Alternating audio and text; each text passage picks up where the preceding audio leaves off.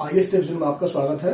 चलिए हम जानते हैं कि फाइनेंशियल ईयर 22-23 की जो इनकम टैक्स स्लैब है उसमें और फाइनेंशियल ईयर 23-24 जो नया बजट हुआ था उस स्लैब में क्या डिफरेंट है।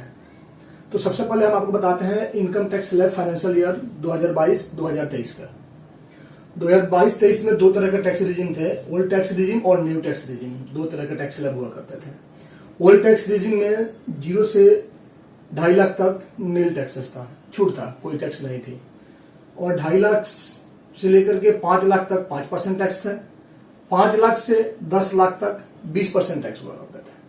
और एबव मतलब more than 10 lakh rupees 30% tax होता था।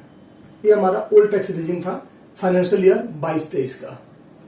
अब हम देखते हैं कि न्यू टैक्स रिजिम 22-23 में क्या अपडेट्स थे। तो न्यू टैक्स रिजिम में 0 से 2.5 लाख रुपए तक कोई छूट टैक्स नहीं था, छूट था, नील टैक्सेस थे। 2.5 लाख से 5 लाख तक 5% टैक्स था। 5 लाख 1 रुपए से 7.5 लाख तक 10%, 7.5 लाख से ज्यादा 10 लाख तक 15% और 10 लाख से 12.5 लाख तक 20%, 12.5 लाख से 15 लाख पर 25% और 15 लाख से ज्यादा पे और ये वो 15 लाख पे 30% टैक्स हुआ करते थे। अब यहाँ पे देख रहे हैं दोनों में एक डिफरेंट है। यहाँ जो 10 लाख रुपया है, ये 10 लाख पे ही 30% टैक्स हुआ करता था और यहाँ 15 लाख पर 30% टैक्स हुआ करता था। फिर भी यदि हम देखें कि अगर आपकी नेट इनकम जो है वो बिलो 40 लाख है, देन आपके लिए बेटर ये था, क्योंकि इसमें आपका जो छूट थी एटीसी, एटीसीसी, एटीसी, एटीडी का, वो छूट इसमें आपको मिलता था। चैप्टर 6A का छूट इसमें आपको मिलता था। आप इसमें अपने डिडक्शन में क्लेम ले सकते थे। बट न्यू टैक्स रिजिम में आप किसी भी तरीके का एग्जम्पशन का क्लेम नहीं ले सकते। जैसे आप जो इन्वेस्टमेंट करते हैं LIC में, मेडिक्लेम में, उसका इसमें छूट आपको नहीं मिलता था। इन द सेंस की चैप्टर 6A का छूट न्यू टैक्स रिजिम में नहीं था 22-23 फाइनेंशियल ईयर में, और ओल्ड टैक्स रिजिम में 22-23 में जो भी इन्वेस्टमेंट था उस पर छूट मिलता था।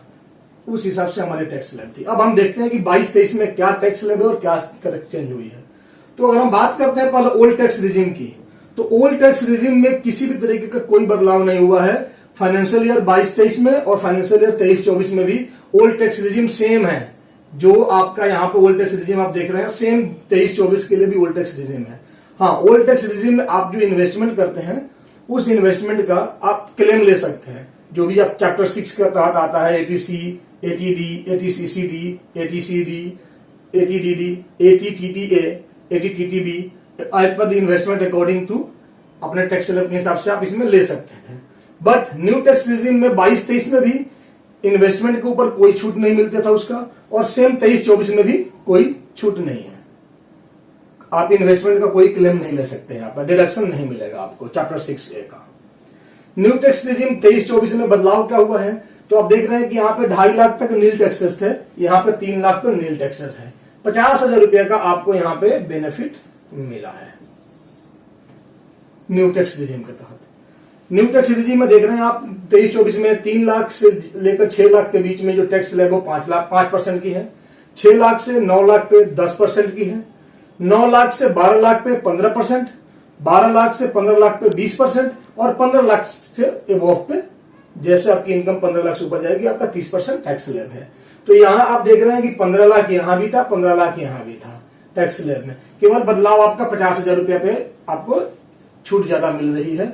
जैसे यहाँ 5 था, यहाँ 6 हो गया। यहाँ 7.5 था, यहाँ 9 है, 9 के बाद 12 हो गया। यहाँ 12 था, 12 था। यहाँ आगे देखेंगे तो 50,000 का डिफरेंट आएगा, बट उसके पहले देखेंगे तो आपको ज्यादा डिफरेंट लग रही है।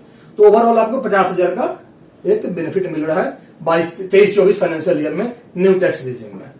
अब हम एक चीज देखते हैं कि थोड़ा कंफ्यूजन सी आ रही है कि गवर्नमेंट ये भी बोल रही है कि एग्जम्पशन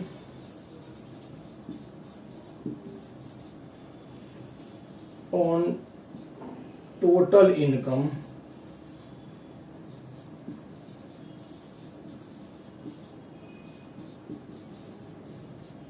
$7 लाख,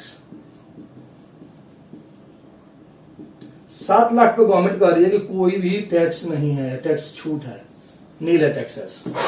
7 लाख पे कोई टैक्स नहीं है, टैक्स नील टैक्स है यहाँ पे। तो जब यहाँ 7 लाख पे टैक्स फ्री है, टैक्स कोई नहीं है, तो यहाँ स्लैब क्या है, एक थोड़ा सा कंफ्यूजन है।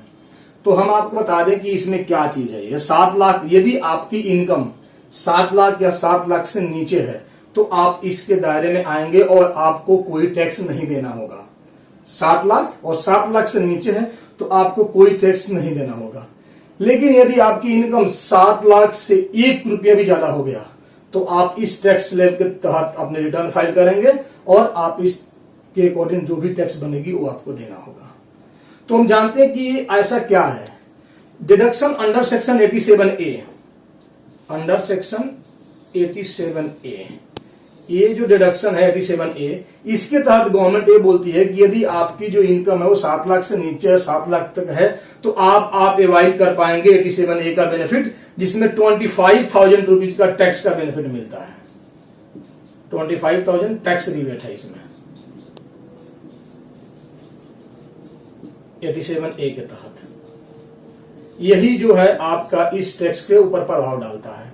लेकिन यदि आपकी इनकम 7 लाख से 1 रुपए भी ज्यादा हो गई तो आप इस बेनिफिट को अवाइल नहीं कर पाएंगे और आपको इसके तहत अपनी रिटर्न फाइल करनी पड़ेगी और जो भी आपकी टैक्स होगी वो देना पड़ेगा। तो कुल मिलाकर आप मोटे शब्दों में समझ लीजिए कि 7 लाख से ऊपर जैसे आपकी आईटीआर फाइल करने की नेट इनकम आती है तो आपको 87A का नहीं मिलेगा और 25,000 की टैक्स लायबिलिटी में आप आएंगे और आपको टैक्स पे करना होगा। तो ये हमारा 22-23 और 23-24 फाइनेंशियल ईयर में जो टैक्स है, कैलकुलेशन है, टैक्स स्लैब है, वो डिफरेंस है। यदि आपको वीडियो अच्छी लगी हो तो इसे लाइक करें, ज्यादा से ज्यादा लोगों को शेयर करें।